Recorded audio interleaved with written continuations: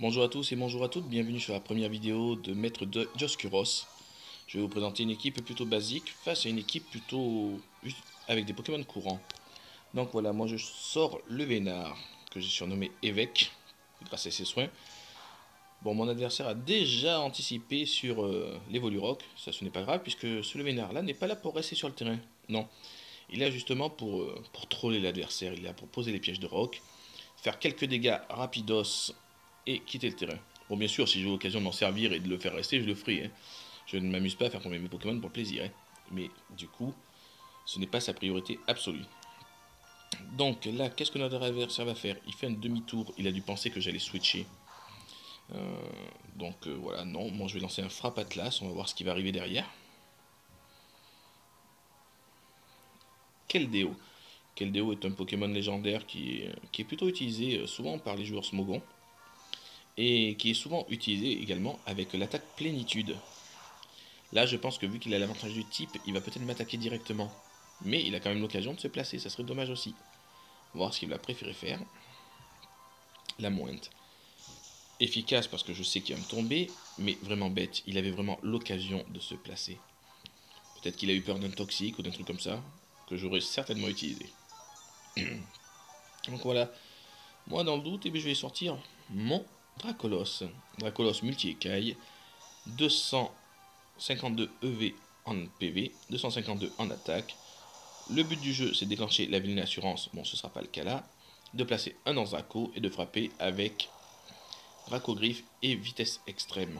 Voilà, on a vu tout à l'heure une ébullition qui avait pour but, vous l'avez déjà deviné, de brûler Dracolos. Dracolos brûlé égale une baisse en attaque et une perte de PV aussi.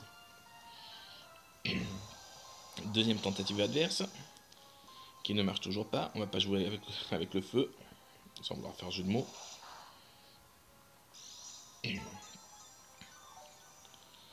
Donc il tient, derrière ce sera le vitesse extrême.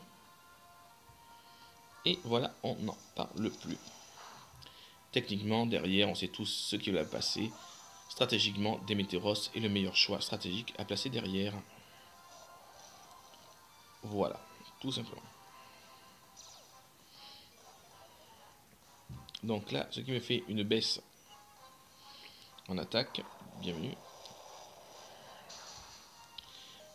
L'éboulement, ça a été pour m'effrayer à la fois et aussi me causer bons dégâts puisque c'est efficace.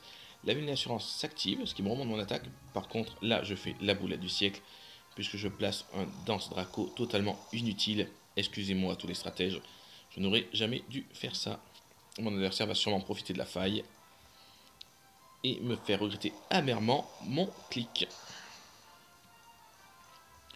Bon, en même temps, si je perds Dracolos et que je le prends avec ce sourire, c'est que j'ai ce qu'il faut derrière.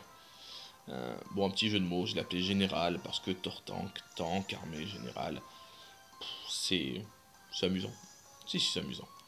Donc voilà, méga Tortank, puisque je vais le méga évoluer.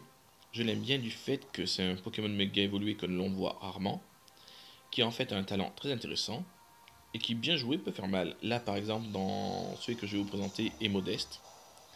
Il a 200 EV en PV, histoire de tenir bien les attaques.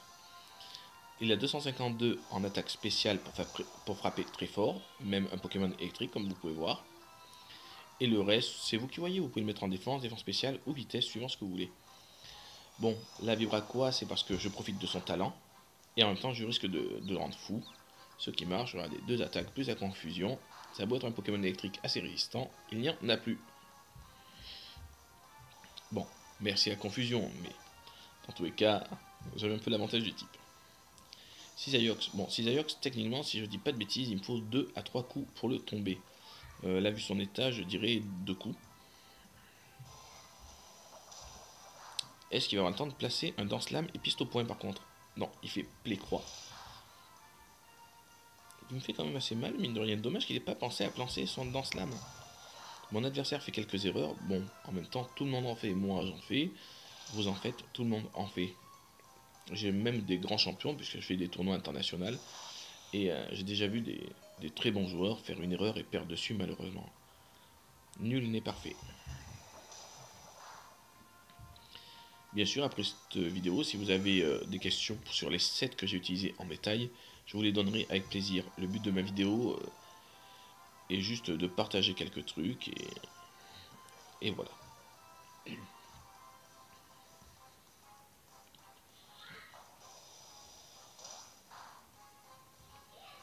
Bon, notre général tombe au combat. C'est plutôt une belle fin pour un militaire, on dira.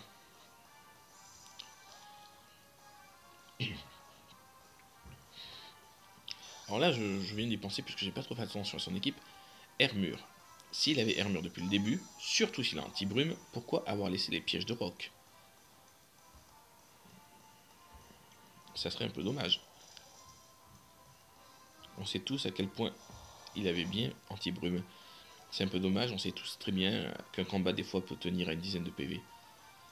Et ces pièges de roc que l'on embêtait tout au long du match alors qu'il y avait de quoi les enlever, c'est un peu navrant. Bon, là il peut au choix soit me toxique, je pense pas qu'il se clone, soit un rapace. Il choisit rapace.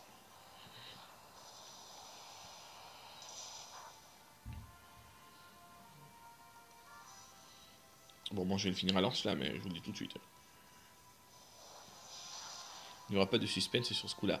Après, il aurait pu essayer de me surprendre en switchant sur des météoros, mais est-ce que ça aurait été prudent, je vous demande. Alors là, je sens qu'il veut que je fasse une attaque électrique pour placer des météoros.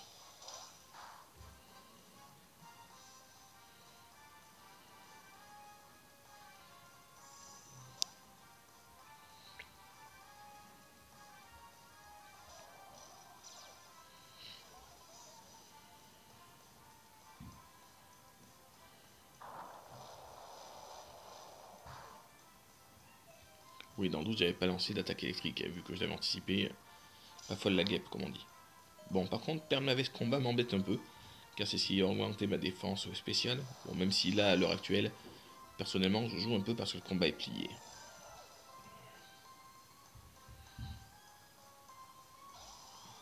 Bien que son Boreas puisse me tomber encore un ou deux Pokémon, dû à son vent violent qui est terrifiant.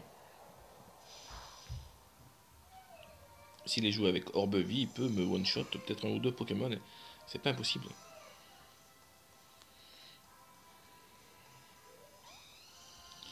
Mais bon, on va lancer un petit rapace pour conclure l'histoire. On va pas prendre de risques inutiles. Surtout qu'on peut faire une belle fin. Et Boreas est KO. Fin du match.